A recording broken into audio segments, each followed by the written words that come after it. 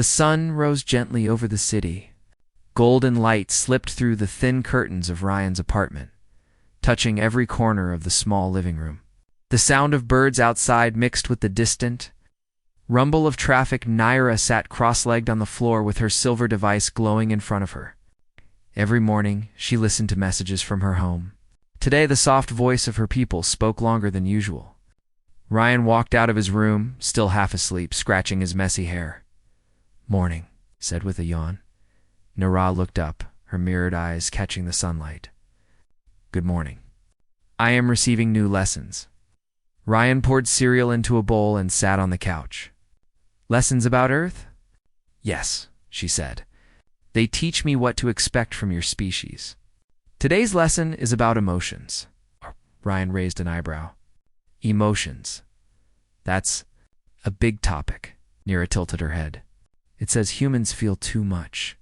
Is that true?" He laughed softly. "Oh yeah. We're pretty good at feeling too much." She placed her long fingers on her chest as if trying to understand. "We do not feel like this. My people have calm minds, but you have storms inside." Ryan took a spoonful of cereal. "You'll get used to it." A walk to school. Ryan had to teach a small class at the local community center that day. Something about science and technology for kids. It wasn't his main job, but he liked helping out. When Naira heard about it, she asked to come along. "I want to meet young humans," she said. "They are your future." Ryan agreed, though he wasn't sure how the kids would react. They took the bus together. Naira pressed her forehead against the window, watching everything go by. "Your world moves fast," she said. "Even the ground moves." "That's just traffic," Ryan said. "And yeah, Earth is busy." When they got off the bus, the school building stood with bright walls and painted handprints on the entrance. The sound of laughter filled the air. Naira froze for a second, taking in the energy of the children running around. "They are loud," she whispered. Ryan smiled. "You'll get used to that too." First contact with kids, the classroom was small but full of color. Posters of planets and stars hung on the walls. A globe sat in the corner, spinning slowly. The children gathered quickly when Ryan entered. "Hey, Mr. Ryan," a little boy shouted. "Hi, everyone," Ryan said with a warm smile. "Today we have a special guest." All eyes turned to Naira. She stood near the door, tall and shining faintly in the sunlight.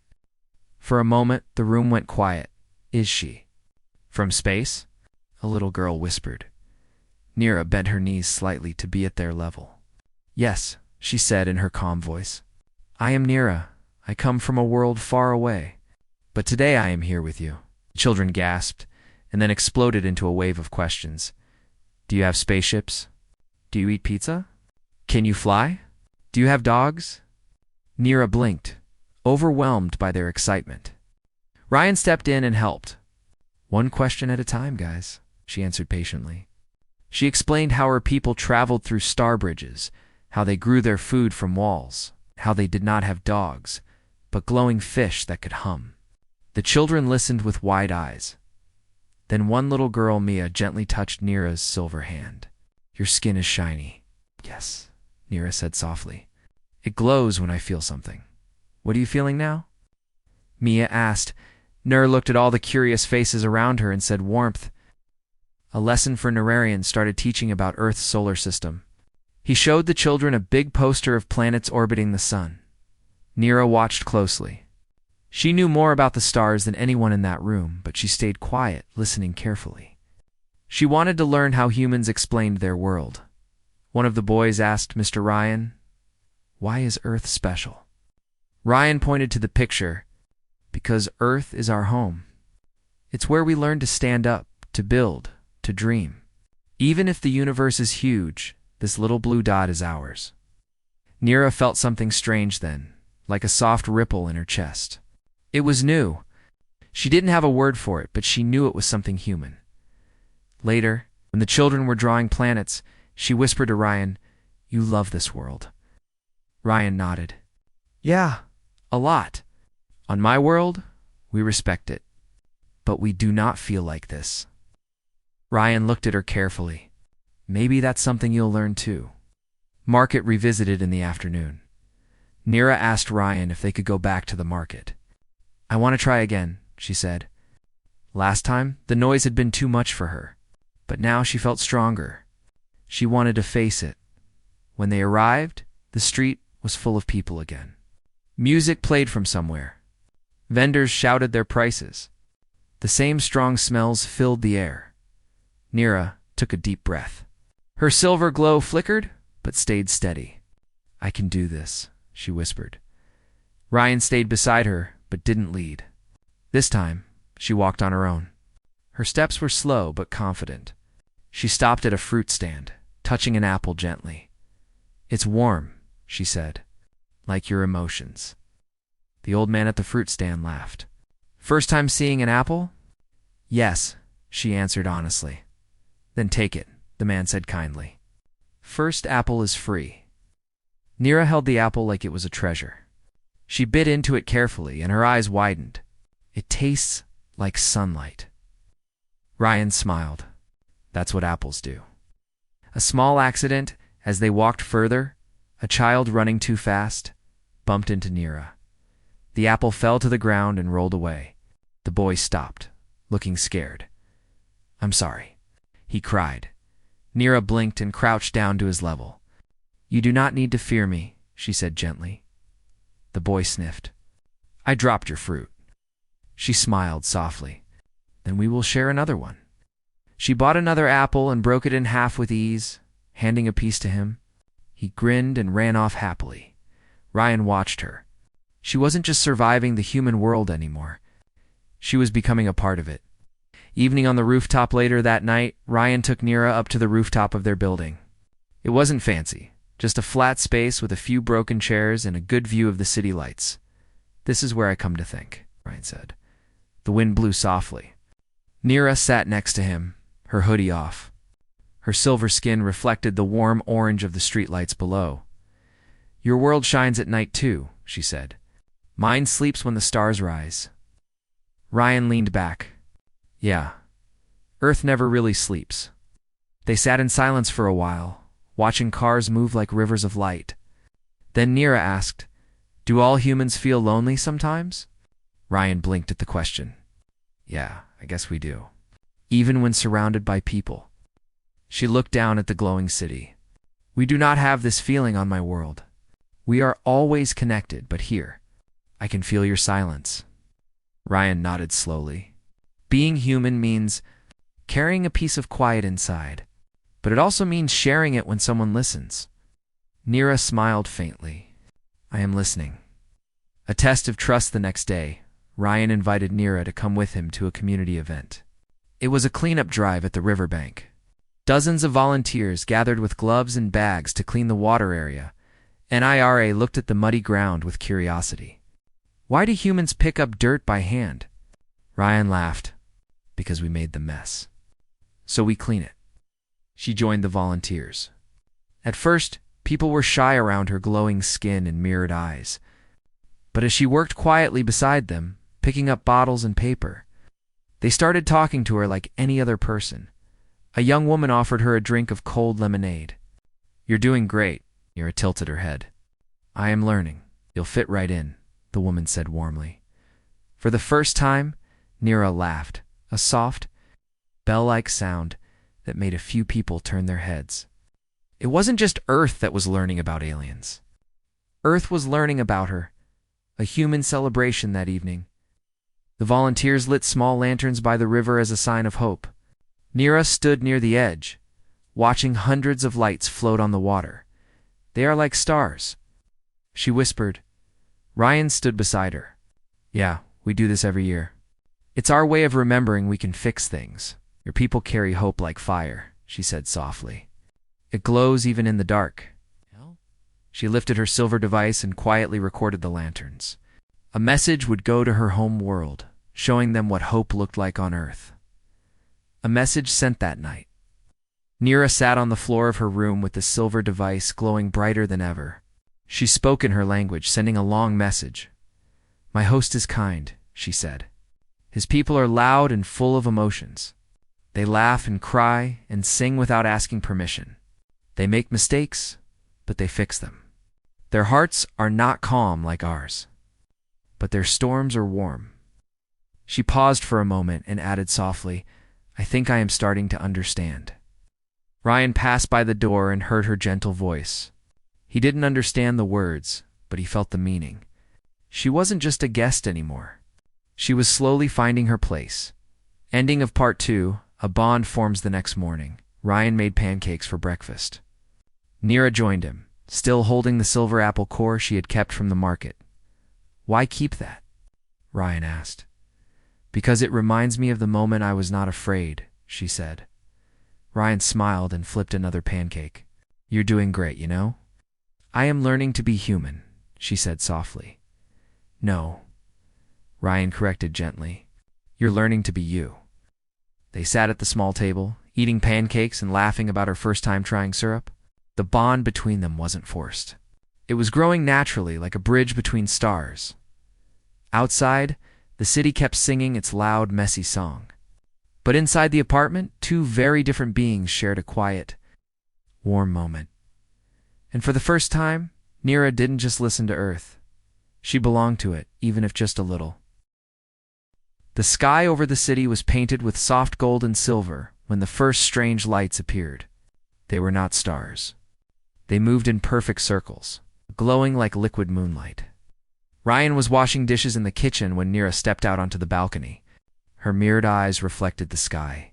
She knew what those lights were. They weren't random. They were a sign, my people, she whispered. They are here. Ryan walked over and followed her gaze. You mean ships? She nodded slowly. They said they would come to see what I learned, but I didn't expect it so soon. Ryan's heart beat faster. The idea of real alien ships floating above his city didn't feel real. So what happens now? I must meet them, Neera said calmly. And I must speak for Earth. Different kind of meeting the next day. The government set up a quiet, private meeting on the edge of the city, near an empty field where no crowds could gather. Ryan was invited to go with Neera as her Earth companion. Reporters were kept away. When they arrived, the morning fog still hung over the grass. A round silver ship hovered silently above the ground like a mirror reflecting the sky. It didn't make a sound. From the ship, 3 figures stepped out. They looked like Neera, tall, silver, elegant, and calm. But their glow was steady, stronger than hers. One of them spoke in a smooth, even voice. Neera of Lumia, the alien said. You have been away from home for many Earth cycles. Have you learned? Neera bowed slightly. I have learned more than words can hold. Ryan stood a few steps behind her, trying not to look nervous. The aliens turned their mirrored eyes toward him. He felt like they could see through him. This human is your host? The leader asked. Yes, Neera answered. His name is Ryan. Strange creature, the leader said softly, not unkindly, just curious. You have shared your home with one of us. Ryan nodded slowly. Yeah, and she's become part of my world. The council's decision. The leader stepped forward. Our people have watched. Earth is loud, unordered, full of storms. We are not sure if humans are ready to walk among the stars. Neera's glow flickered slightly, but her voice stayed steady. They are not perfect, but they are alive in a way we have never been. Ryan looked at her in surprise. He had never heard her speak like that before. She wasn't just learning anymore. She was teaching. They love, she continued. They break and build again. They argue and then laugh. They have mistakes but also hope. Their hearts are loud but warm. The other 2 aliens tilted their heads, considering her words. The leader asked, And why should that make them ready? Neera glanced at Ryan, then looked back at them. Because they try. Even when it hurts. Even when the sky is quiet, they keep reaching for the stars. Ryan hadn't planned to talk. He thought he'd just stand there and watch. But something inside him told him this moment was too big to stay silent. He took a small step forward. His hands were shaking a little, but his voice was clear. I know Earth is messy, Ryan said. We make a lot of mistakes. But we also fix them. We care. We help. We laugh. And we learn. Nira showed me things I'd never thought about before. She made me see my own world like it was new again. The leader tilted their head. Why should we trust your kind? Ryan took a deep breath. You don't have to trust everyone. Just trust us. One step at a time. We'll learn from you too. The field grew silent. Even the air felt still. A walk through the city, the leader of Nira's people did something unexpected. Show us, they said. Show us what you have learned. Nira and Ryan exchanged a quick glance. Then Ryan led them toward the city. The silver figures walked silently beside them, their skin catching the sunlight like mirrors. They visited the park first. Children were playing with kites, their laughter filling the air. The aliens stopped and watched. Their faces didn't show much, but their glow changed, softer now. They are small, one of them said. But they shout like thunder. Nira smiled gently. Yes, that is how they say they are alive. They walked through the market next. The same fruit vendor waved at Ryan and Nira. Another apple for your shiny friend? Nira accepted the apple and turned to the aliens. This is called kindness. It cannot be programmed. It just happens. The leader observed silently, their mirrored eyes following every movement. Unexpected rain as they reached the riverbank. Gray clouds began to cover the sky. A soft rain started to fall. People ran for cover, laughing and holding newspapers over their heads. But Nira didn't move. She lifted her hands and let the raindrops fall on her glowing skin. This, she whispered, is what I love. The other aliens hesitated. Rain was something they did not have on their world. Slowly, they stepped forward, too. The water rolled down their silver skin like light. One of them asked, "Why do humans not fear the storm?" Ryan smiled. Because sometimes the storm is beautiful. The leader looked up at the sky. Their glow flickered softly for the first time. It is alive, a human celebration. Again that evening, Ryan took them to the community center. There was a small celebration happening, not for the aliens, but for the volunteers who had cleaned the river. Music played softly. Lanterns floated in the air. The leader watched as people danced, laughed, and shared food. It wasn't perfect. Some kids spilled drinks. Someone missed a step in the music. But it was real. This is Earth, Ryan said quietly. Not a perfect world, but a living one. Nira stood beside him, glowing softly in the lantern light. This is what I wanted you to see. The choice later that night, they returned to the empty field where the silver ship waited. The leader faced Nira. You have changed. Nira nodded. Yes, Earth has changed me. Are you still one of us? The leader asked. She took a deep breath. I will always be one of you. But I am also part of this world now. Ryan's heart tightened in his chest. He didn't want to say goodbye, but he also knew she didn't belong only to Earth. The leader looked at Ryan, then at the glowing city in the distance. Your world is loud, but it has heart. We will speak to our council. Perhaps one day, our worlds can walk together. Ryan let out a breath he didn't know he was holding. Thank you. Goodbye that isn't the ship door opened, its soft light spilling onto the grass. Nira turned to Ryan. I must go with them for a short time, she said. They need to hear my voice. He tried to smile. I get it. She stepped closer. You showed me more than Earth. You showed me how it feels to belong. Ryan felt his throat tighten. And you showed me the stars. She reached out and touched his hand, something she had never done before. Her touch was cool and warm at the same time, like moonlight and sunlight meeting. I will come back. Ryan nodded. I'll be here. And she stepped onto the ship. The doors closed. The lights rose into the sky like silent stars. And then, just like that, she was gone. Days without Nereth, next few days, felt quiet. The apartment was the same couch, same kitchen, same rooftop view. But without Nira's silver glow, it felt emptier. Ryan still walked to the market. He still talked to the fruit vendor. He still looked at the stars every night, wondering where she was. He realized something important during those quiet evenings. Nira hadn't just learned Earth. She had changed him too.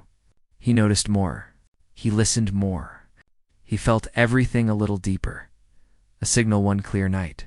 As Ryan sat on the balcony with a cup of tea, the sky lit up with a single silver streak. It wasn't a shooting star. It was too slow, too bright, then his phone vibrated. A single message appeared on the screen. It wasn't in English. It was in Nira's soft, glowing language. But he didn't need a translation to understand it. It said, "I am coming home," I returned 2 days later. Early in the morning, Ryan opened his door and found a familiar, glowing suitcase on the floor. He laughed softly to himself, shaking his head. "Nira," he whispered. She stepped out of the hallway with the same silver skin, the same mirrored eyes. But something in her glow was different now, stronger, brighter, freer. "You came back," Ryan said. "I told you," she replied softly. "This is my home too." A new beginning. In the weeks that followed, something changed across the world. More alien visitors began to arrive, not as rulers, not as strangers, but as guests. Nira's message had reached her people. They had seen what she saw. She started working with Ryan at the community center. She taught children about the stars, while they taught her about their messy, loud world. People stopped staring at her glowing skin. Instead, they waved, smiled, and said hello like she was part of the neighborhood. One afternoon, while standing on the rooftop, Nira looked at the city below and said, "Your world is not quiet, but it sings, and I have learned to dance to its song." Ryan smiled. "Then let's keep dancing." A bridge between stars. Months passed. The first human starship, built in partnership with Nira's, people stood ready on the launch pad. Ryan and Nira stood side by side, watching it gleam in the sun. "This is just the beginning," Ryan said. Nira nodded. "Yes, a bridge between stars is built one step at a time." As the countdown began, Ryan looked up at the sky. For the first time in his life, the stars didn't feel far away. They felt like neighbors. Nira whispered, "We will go together one day." Ryan smiled. "Yeah, together." The wind on Jara 4 was not like any wind on Earth. It was sharp, dry and heavy, as if the air itself wanted to cut through anything alive. Lieutenant Aaron Hale pushed forward against it, his boots sinking into layers of hard snow. His visor showed numbers dropping fast: temperature, oxygen level, battery. He had been separated from his team only 30 minutes ago, but on this planet, 30 minutes alone in the storm could kill anyone. Aaron tried to keep calm.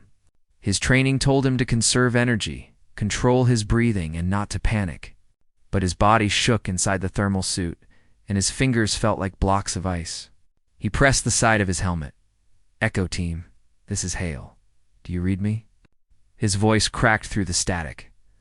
Only silence answered. Then a burst of static, and nothing again.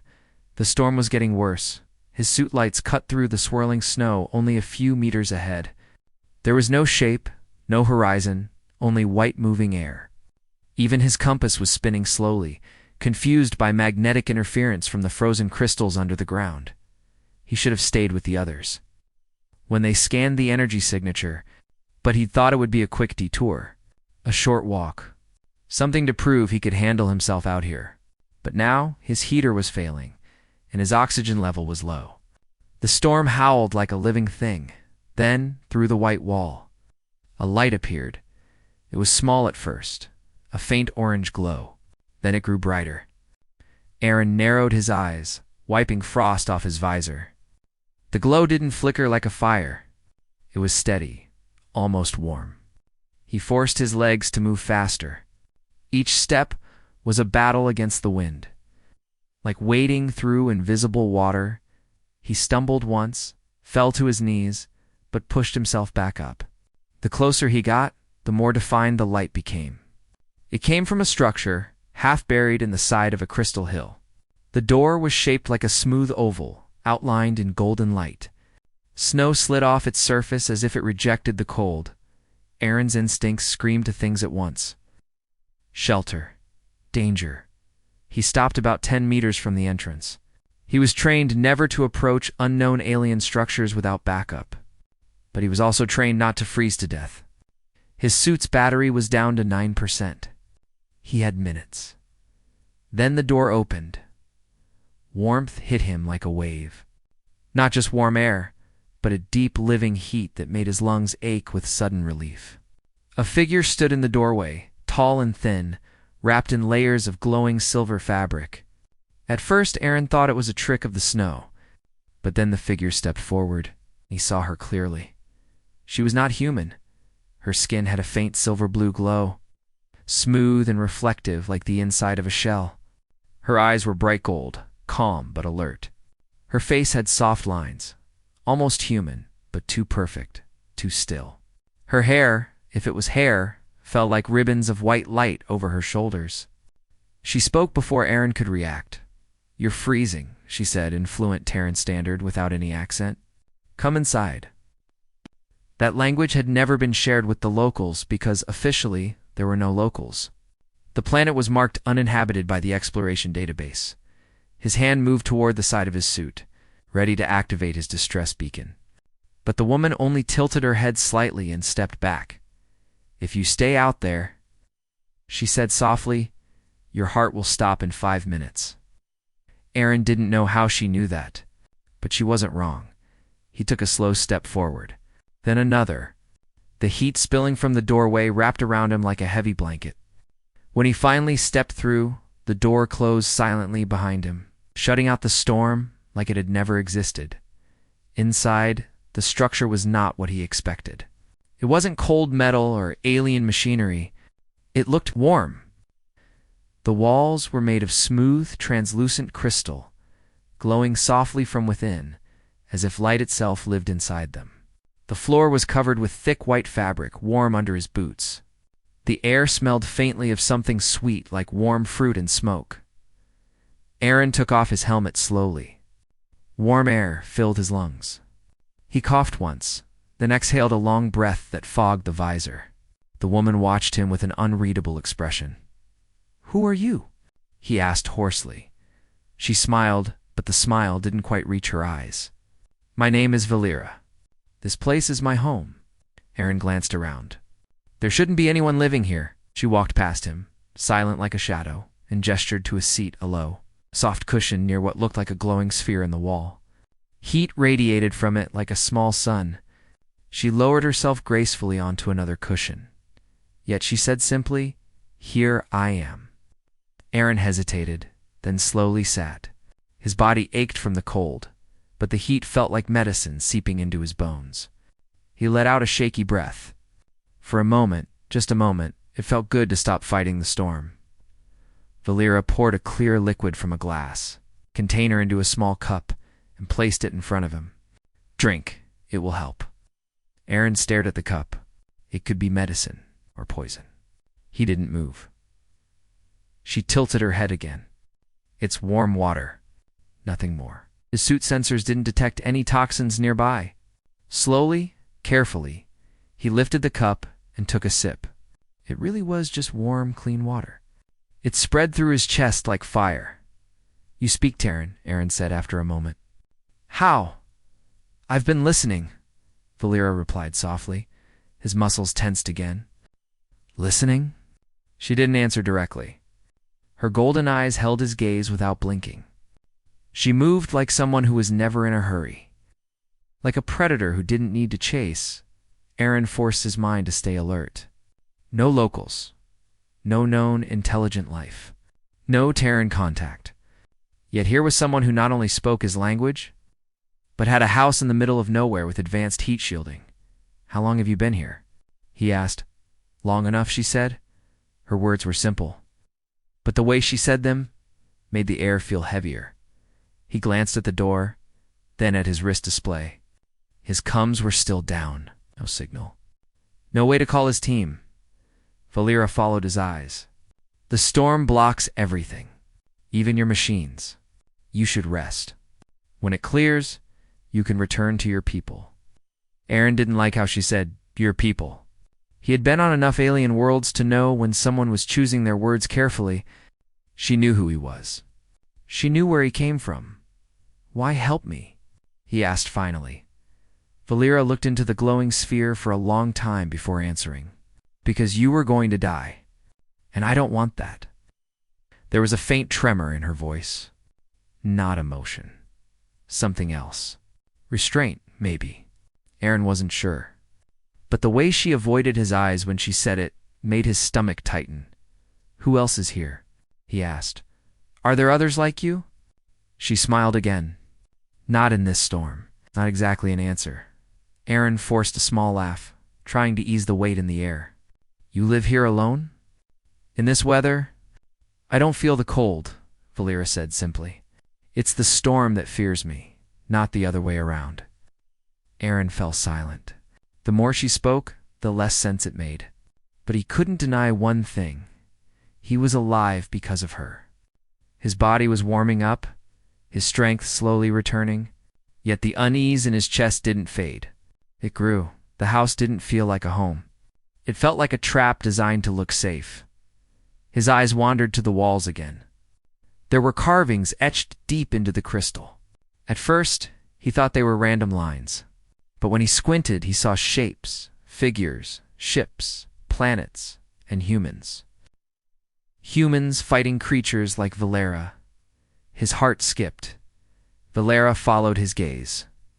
For the first time, something flickered across her calm face, something sharp and guarded. Old stories, she said quickly. Nothing for you to worry about. But Aaron was already worried. The carvings showed details no outsider should know. Human ships, Terran uniforms, even the old Earth flag. These carvings were not from yesterday. They looked ancient. How do you know about us? He asked carefully. Valera didn't answer. Outside, the wind howled, battering the walls. But the structure stood firm, glowing steadily. Inside, the silence grew heavy between them. Aaron realized he was sitting in a place that had been waiting not for anyone, but for him. He shifted his weight slightly. Valera's eyes snapped back to him. Even the way she watched him now felt different. Not kind. Not curious. Calculating. You're tired, she said. You should rest. Aaron forced a smile. I'll rest after I contact my team. You can't, she said softly. Not yet. There it was. The first thread of the web pulling tight. Aaron didn't move his hand to his weapon. He didn't want to make her see him as a threat too early. But he kept his palm close to the emergency beacon on his suit. If anything went wrong, he'd overload it, even if it burned out the battery. Valera stood slowly. Her movements fluid and silent, and walked to the far wall. A panel slid open without sound, revealing a hallway leading deeper underground. The glow from inside was colder, sharper. You may stay here, she said without turning. Or you can follow. Follow where? Where the storm can't reach, she answered. Aaron's instincts screamed at him. He didn't trust her. He didn't trust this place. But if he stayed in the main room and she locked the door, he might be trapped anyway. He stood up slowly. The warmth from the sphere clung to his skin as he stepped toward the hallway. He didn't follow too close. He kept enough distance to react. Valera didn't look back. But she seemed to know exactly where he was with each step. The hallway was lined with the same glowing crystal. But the carvings here were clearer, more human shapes, more battles. In some, the humans won. In others, they were crushed. Aaron's pulse thudded in his ears.